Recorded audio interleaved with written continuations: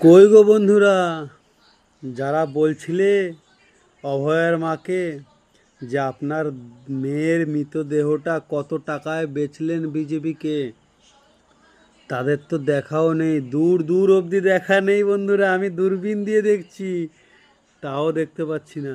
তাদের আর দেখা নেই। তো দেখেছো কত টাকায় বেচেছে বিজেপির কাছে মৃতদেহটা? আসতে না আসতে এক এক করে সবাই ধরা পড়ে যাচ্ছে। ব্লেম কার নামে উঠছে বন্ধুরা? আপনারা তো জানেন বন্ধুরা যে ব্লেম কার নামে উঠছে। তো এই কারণেই মৃতদেহটা বিক্রি হয়েছে বন্ধুরা। এই রাজ্যে এই পার্টিটা থাকলে অন্যায়ের কখনো কোনো দিন কোনো সমাধান হতো না। তাই বিজেপিকে আনতে লোক বাধ্য হয়েছে। বুঝতে পেরেছো?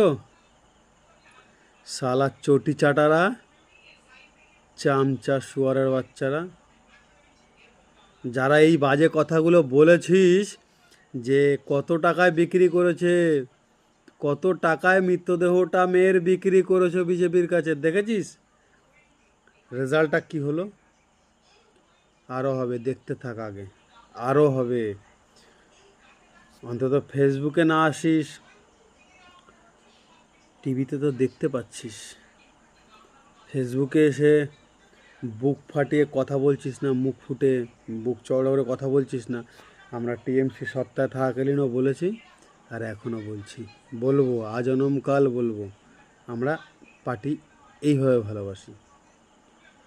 ব্যক্তিগতভাবে কোনো পার্টি করি না, কিন্তু অন্যায়েরও সাথ দিই না, অন্যায়েরও সাথ দিই না। ঠিক আছে?